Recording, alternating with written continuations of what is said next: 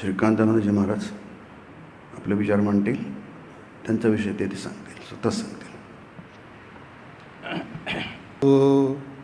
सहनौ भुनक्तु सह वीर्यं करवावहै तेजस्विनावधीतमस्तु मा विद्विषावहै.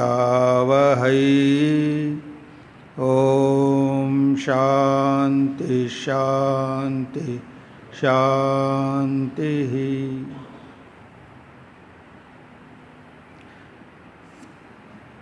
पूज्य स्वामी विष्णुपदानंदजी महाराज, स्वामी राघवेंद्रानंदजी आणि उपस्थित सर्व ठाकूरमास मामाजींचे भक्त, आज आपलं आध्यात्मिक शिबिर आहे आणि 2 दिवस आपला वार्षिक उत्सव सुरू होता. म्हणजे आता 2 दिवसाचं शिबिर किंवा कार्यक्रम अटेंड केल्यानंतर आज तुम्ही 3रा कार्यक्रम अटेंड करत आहात.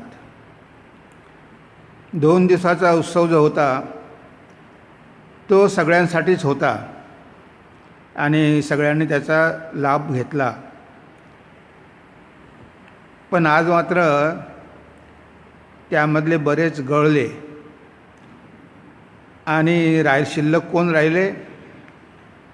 जे खरे खरे साधक आहेत ते शिल्लक राहिले.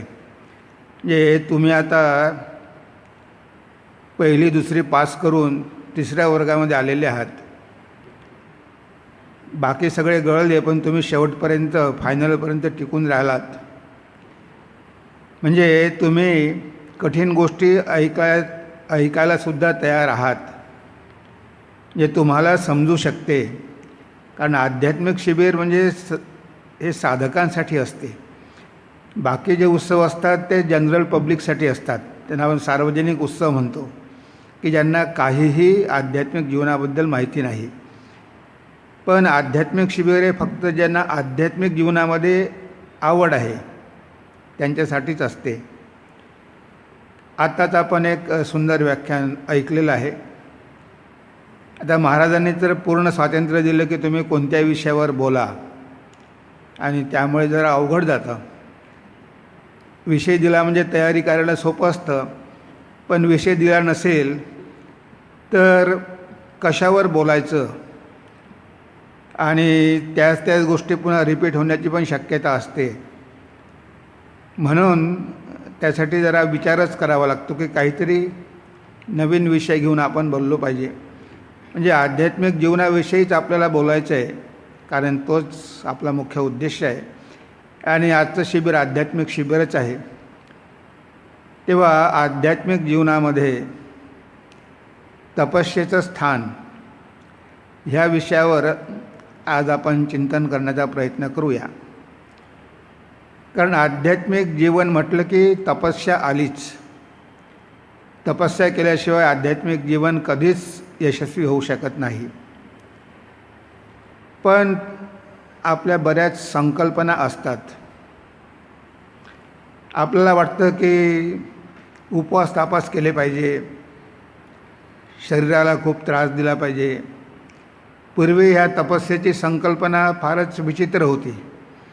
म्हणजे शरीराला खूप त्रास देणं, एका पायावर उभं राहणं, हिमालयात जाऊन राहणं, जेवण न करता राहणं, पाणी न पिता राहणं. आजही असे बरेचसे साधू आहे की 6-6 महिने जेवण करत नाही, नुसतं पाणी पिऊन जगतात. तर अशा तपश्चर्येच्या वेगवेगळ्या पद्धती आहेत, प्रकार आहेत. पण त्या सगळ्या अघोर साधनं आहे. जे आपल्याला एक्स्ट्रीम करायचं नाही, खूप काही जास्तही करायचं नाही. आपला आहे मध्यम पंथा. आपल्याला मध्यम पंथा करायचा आहे. बॉडीला खूप टॉर्चरही करायचे नाही, तर खूप आरामाचे जीवन जगायचे नाही. कारण शेवटी आपण साधक आहोत. तेव्हा आपल्याला कुठेतरी मध्यबिंदू साधावा लागेल. तर इथे आपल्याला जर तपश्चर्येबद्दल कल्पना असेल, आपल्या आयडिया क्लिअर असतील, तर आपण कुठेही राहून तपस्या करू शकतो. आणि ह्याच विषयावर आज आपण चर्चा करणार आहोत. तेव्हा आपल्याला भगवंतानी शरीर दिलेलं आहे. आध्यात्मिक जीवनामध्ये प्रगती करायची, त्यासाठी आपल्याकडे शरीर एक साधन आहे. पण शरीरच एक साधन नाही, तर आपल्याकडे 3 साधनं आहेत. आणि त्याला म्हटलं आहे काया वाचा मनसा. शरीर आहे, मन आहे आणि वाणी आहे. या 3ही गोष्टी आहे. आणि आपण जेव्हा तपस्या म्हणतो तेव्हा या 3ही गोष्टीची आपल्याला काळजी घ्यावी लागते. तरच आपण आध्यात्मिक जीवनाच्या आपल्या प्रवासामध्ये पुढे जाऊ शकतो. ते भगवद्गीतेमध्ये भगवंतांनी स्पष्टपणे सांगितलेलं आहे की शरीराद्वारे काय तपस्या करायची, मनाद्वारे काय करायची आणि वाणीद्वारे काय करायची. कारण आपण जर ही तपस्या केली नाही आणि नुसतं आपण जपध्यान केलं तर फळ मिळेल, पण तेवढी लवकर आपली प्रगती होणार नाही. नाहीतर मग एवढे नियम सांगितले कशाला असते. आता पतंजलीने आपल्याला सांगितलं आहे की तुम्ही समाधी अवस्थेपर्यंत जाऊ शकता, तुम्ही ध्यानाद्वारे समाधी अवस्थेपर्यंत जाऊ शकता. पण त्या अगोदर त्यांनी यमनियम सांगितले आहे. अहिंसा, सत्य, अस्तेय, ब्रह्मचर्य, अपरिग्रह, शौच, संतोष, तपस्वाध्याय, ईश्वर प्रणिधानाने. आता हे यमनियम हे 10 आहे, हे सांगायची गरज काय होती. पण डायरेक्ट त्यांनी ध्यान आणि समाधी सांगितली असती. पण त्यांनाही माहिती होतं की साधकासाठी ह्या सगळ्या पायऱ्या आहेत आणि आपण एकदम उंच उडी घेऊ शकत नाही. मला एकदम समाधीच पाहिजे आणि त्यासाठी मी ध्यानच लावून बसणार. ध्यान लावून बसल्यामुळे समाधी लागेल. काहीही न करता जर आपण ध्यान करण्याचा प्रयत्न केला समाधी लागेल, पण ती असेल निद्रा समाधी. बरेचदा ध्यान करता करता आपण केव्हा झोपे गेलो ते आपल्यालाही कळत नाही. कारण मनामधला रजोगुण आणि तमोगुण गेला नाही आणि आपण ध्यान करण्याचा प्रयत्न करतो. एकतर झोप येईल, नाहीतर मन बंदरासारखं वानरासारखं इकडे तिकडे भटकेल, ते काही शांत होणार नाही. तेव्हा रजोगुण आणि तमगुण काही प्रमाणात तरी आपल्याला नियंत्रणामध्ये आणावं लागेल. जेव्हा आपल्यामधला सत्वगुण वाढेल तेव्हा खऱ्या अर्थानं ध्यानाची अवस्था आपल्याला प्राप्त होईल. आणि ती सत्वगुणाची अवस्था प्राप्त व्हावी म्हणून हे सगळे नियम सांगितलेले आहे.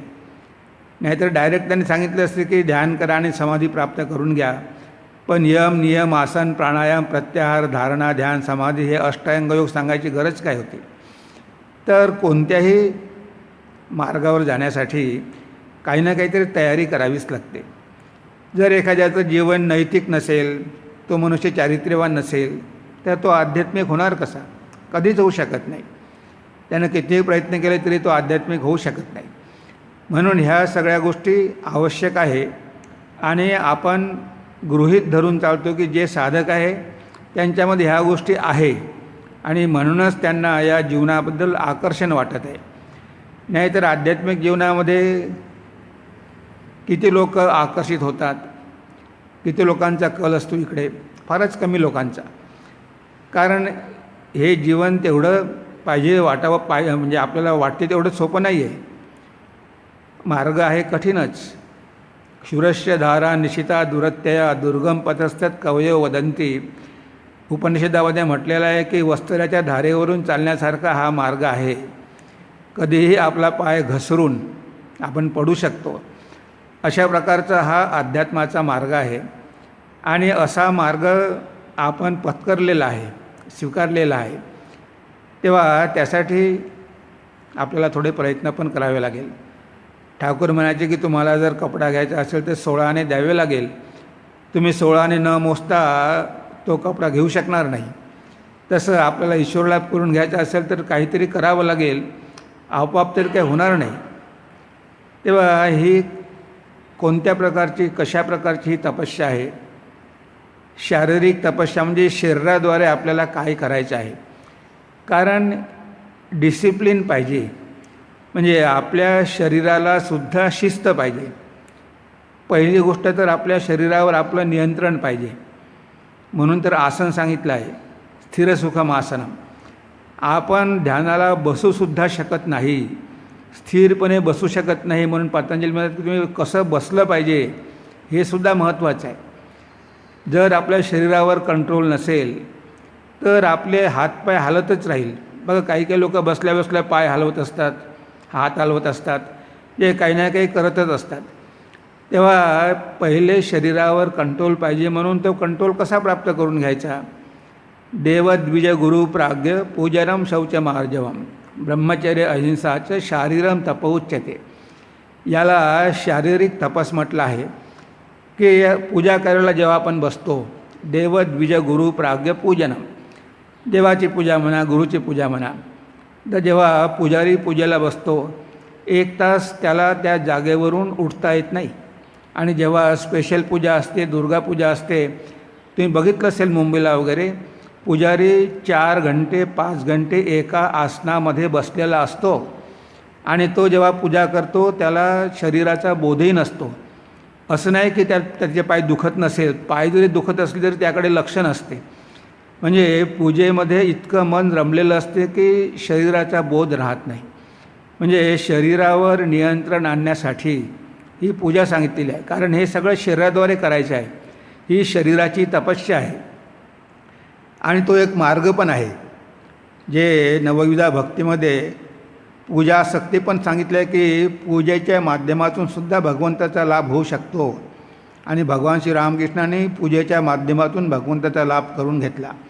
नाहीतर किती पुजारी आहे, पण किती पुजारी भगवंताचा लाभ करून घेऊ शकतात. कारण पूजा करता करता भगवान श्रीरामकृष्ण पूर्णपणे देहबोधच विसरून जायचे. आपण किती वेळ बसलेलो आहे हे त्यांना कळायचं नाही. ते म्हणायचे जणू काही कोणीतरी माझे सांध्याचे हे सगळे बंद करून देत आहे नट लावून, मला हालता पण येत नाही. हे अशा प्रकारे आपल्याला शरीराचा विसर पडतो. म्हणून देवद्विज गुरु प्राग्य पूजनम हे पहिलं सांगितलं आहे की गुरुची असो की महापुरुषांची असो, देवाची असो, पूजा करायची सवय लागली म्हणजे आपल्याला बसायची सवय लागते. 1 घंटा जर आपण पूजा केली तर 1 घंटा आपण कमीत कमी त्या पूजेमध्ये बसू शकतो. आणि आपल्या बाकीचे व्यवहार सुरू असतात. मंत्र म्हणतो आपण, फुलं वाहतो, फळं वाहतो, बेलपत्ता वाहतो. त्यामुळे आपलं लक्ष शरीराकडे तेवढं जात नाही आणि त्या पूजेच्या याच्यामध्येच रमलेलं असते, पूजा करण्यामध्येच गुंतलेलं असते. त्यामुळे शरीराकडे विशेष लक्ष जात नाही. आता इथे देव म्हणजे आता आपण मंदिरात तर भगवंताची पूजा करतोच, पण जर याची थोडी आपण विस्तृत व्याख्या केली आणि जर त्याच देवाला आपण सगळीकडे बघितलं आणि ह्या शरीराद्वारे देवाची आपण जर सेवा केली तर ती सुद्धा पूजाच आहे. स्वामी विवेकानंद म्हणायचे, work is meditation through body. म्हणजे काम जे आपण करतो ते सुद्धा ध्यानच आहे, पण ते शरीराद्वारे केलेलं ध्यान आहे. मेडिटेशन थ्रू बॉडी, आपण बसल्यानंतर मनाद्वारे ध्यान करतो, पण शरीराद्वारे पण आपण ध्यान करू शकतो. कशाद्वारे? पूजेद्वारे. आणि कुणाची पूजा? जिवंत ईश्वराची पूजा. मंदिरामध्ये तर आपण करतोच पूजा, पण इथे जिवंत ईश्वराची पूजा, ती पूजासुद्धा आपलं शरीर आणि मन पवित्र करते. कारण शरीराद्वारे आपल्याला कर्म करावेच लागणार आहे. परोपकाराय इदम शरीरम, हे परोपकार करण्यासाठीच भगवंतांनी आपल्याला शरीर दिलेलं आहे. तेव्हा ह्या शरीराद्वारे आपल्याला पूजा करायची आहे. त्या मंदिरात तर आपण पूजा करतोच, पण मंदिरामध्ये पूजा करण्याची संधी काही सगळ्यांना मिळत नाही. आणि घरीसुद्धा सगळ्यांना काही पूजा करायची संधी मिळत नाही. कधी पती करत असेल तर कधी पत्नी करत असेल. पण जर सगळ्यांना जर ही संधी पाहिजे असेल तर आपल्या अवतीभोवती जिवंत ईश्वर आहे. आपल्याला ईश्वराला कुठे शोधायचं आहे? तर इथे स्वामीजींनी आपल्याला हे सांगितलं आहे की ईश्वराला कुठे शोधता? तुमच्या समोरच ईश्वर उभा आहे. बहुरूपे सम्मुखे तोमाय, छाडा कोथाय खुजीचो ईश्वर, जीवे प्रेम करे जयजन सेईजन सेविचे ईश्वर. स्वामीजी म्हणतात की बहुरूपे सम्मुखे तोमाय, हे सगळे वेगवेगळे रूपं घेऊन तो भगवंत तुमच्या समोर आहे. तुम्ही त्याला कुठे शोधता? कोथाय शोधीचो ईश्वर, जीवे प्रेम करे जयजन सेईजन सेविचे ईश्वर. जो जीवावर प्रेम करतो, सेवा करतो, तोच ईश्वराची पूजा करतो. तर इथे आपल्या शरीराद्वारे आपण इतरांची सेवा करून आपली आध्यात्मिक साधना करू शकतो. कारण हा पण एक साधनेचा प्रकारच आहे. तर इथे म्हटलं आहे की देवद्विज गुरु प्राज्ञ पूजनम शौचमार्जवम. शौचमसुद्धा फार महत्त्वाचं आहे. कारण ज्याला आध्यात्मिक साधक व्हायचं असेल, थोडीफार तरी आपल्या जीवनामध्ये स्वच्छता पाहिजे. आता जो गबाळ्या आहे, ज्याला काही स्वच्छतेची कदरच नाही, सगळे रूममध्ये घाण पडलेली आहे, आता अशा ठिकाणी तुमचं ध्यानामध्ये मन लागेल का? आता बघा, मंदिर आहे, किती स्वच्छता पाळल्या जाते, त्यामुळे इथे आल्याबरोबर तुमचं मन एकाग्र होतं. अगरबत्ती आहे, धूप आहे, फुलं आहे. आता आपल्या घरी जर आपण देवघर ठेवलं आणि तिथे स्वच्छता पाळली, तर त्या स्वच्छतेमुळे तुमचं सगळं साफ आहे, तुमचे कपडे धुतलेले आहे, स्नान करून तुम्ही बसलेले आहात, तर त्या स्वच्छतेमुळे तुमचं मन फ्रेश राहतं. म्हणजे मनामध्ये डलनेस येत नाही. पण सगळीकडे रूममध्ये आजूबाजूला सगळीकडे घाणच पसरली असेल तर तुमचं मन ध्यानामध्ये लागणार नाही. म्हणजे ह्या जरी बाहेरच्या गोष्टी आहे, पण त्यासुद्धा साधनेसाठी आवश्यक आहे. ज्या ठिकाणी तुम्ही साधना करता तिथे स्वच्छता असणं आवश्यक आहे आणि आपणसुद्धा स्वच्छ राहणं आवश्यक आहे, अपेक्षित आहे साधकाकडून. म्हणून तर पूर्वी लोक गंगेच्या किनारी, यमुनेच्या किनारी आश्रम करायचे, कारण पाणी भरपूर उपलब्ध होतं. त्यामुळे 2-2, 3-3 वेळा ते स्नान करू शकत होते. आता जो स्वच्छ राहत नसेल आणि साधन करण्याचा प्रयत्न करत असेल तर काय होईल? तुम्हाला एक गोष्ट सांगतो. 3 मित्र होते. त्यामधला एक मित्र फार हुशार होता, पण गरीब होता. आता त्या तिघांमध्ये शर्यत लागली, ज्याला आपण बेट म्हणतो. तर एका खोलीमध्ये त्यांनी एक बोकड आणला आणि त्या खोलीमध्ये बंद करून ठेवला त्या बोकडाला, आणि म्हणे की ह्या बोकडासोबत जो त्या खोलीमध्ये 15 मिनिट राहू शकेल त्याला 1000 रुपये दिले जाईल.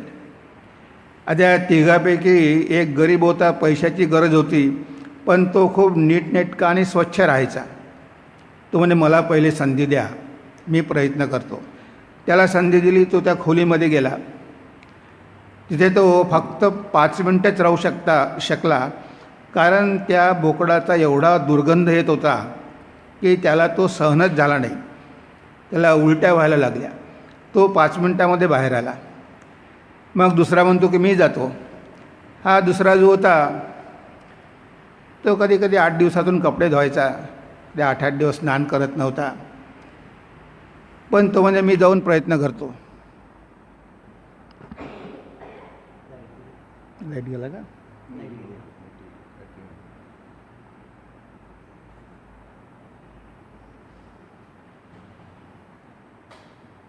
थोडा भजनानंद पण मिळाला तुम्हाला. तर तो दुसरा मुलगा त्या खोलीमध्ये गेला. तो तिथे 15 मिनटं राहू शकला, पण त्याला पण काही तो दुर्गंध सहन होईना. तो पण बाहेर आला. तर तिसरा मुलगा म्हणाला की मी जातो. आता हा महिन्यातून एकदा फक्त स्नान करायचा आणि महिन्यातून एकदा कपडे धुवायचा, आणि आजकाल काय जीन पॅन्ट वगैरे घातली म्हणजे काही कळत नाही, आणि वास आला तर थोडं स्प्रे वगैरे करून घेतात, सेंट, म्हणजे कोणाला कळू नये म्हणून. तर हा तिसरा मुलगा गेला, 5 मिनटं तिथे राहिला. खूपच घाणेरडा होता. तर 5 मिनटानंतर तो बोकडच बाहेर आला.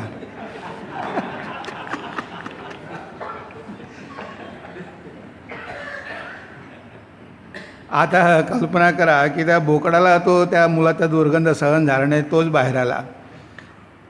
तर साधक व्हायचं म्हणजे खूप गबाळ्यासारखं राहायचं असं नसते. त्यानं पण स्वच्छता पाळली पाहिजे, नीटनेटकं राहिली पाहिजे. कारण आपल्या शास्त्रामध्ये शौचाला फार महत्त्व दिलं आहे. शौच पाहिजेच, पतंजली पण म्हणतात. तरी ते स्वच्छता, त्यामुळे आपलं मन प्रसन्न राहतं. आपण स्वच्छ का राहत नाही? कारण आपल्यामध्ये तमोगुण असतो.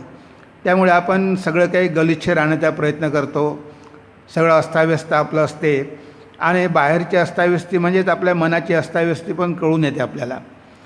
तर इथे सांगितलं आहे की शौचम आणि आर्जवम म्हणजे सरळ स्वभावाचा मनुष्य पाहिजे.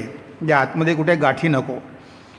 काही काही लोक असतात पण आतमध्ये खूप गाठी असतात, वर एक प्रकारे आतमध्ये एक प्रकारे, पण एकदम सरळ. जसे सुबोधानंदजी महाराज एकदम सरळ होते. तेव्हा ठाकूरांना म्हणायचे की तुमच्या गळ्याला त्रास होतो आहे, तुम्ही चहा प्याला तर तुमचा गळा बरा होईल. आणि स्वामीजीने म्हटलं की काहीतरी वर माग, तुला काय पाहिजेत? तर म्हणे मला शेवटपर्यंत चहा प्यायला मिळाला पाहिजे. आता एखाद्या बालकासारखा स्वभाव, म्हणून त्यांना खोका महाराजच म्हणायचे.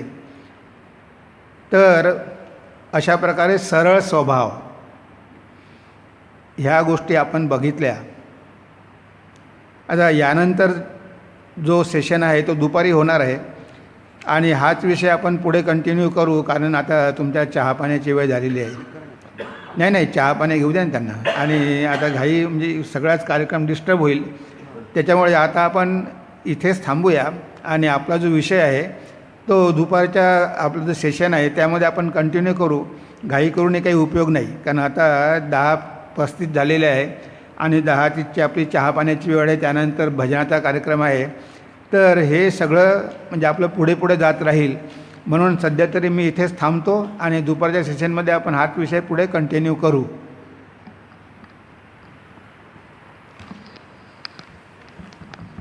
आत्ताच महाराजांनी सांगितल्याप्रमाणे आपण इथे चहापान अवकाशासाठी थांबत आहोत आणि इथे 20 मिनटानंतर आपण इथे हजर व्हावं. आता 10:35 झालेले आहेत. तर 10:55ला तुम्ही येऊन बसा.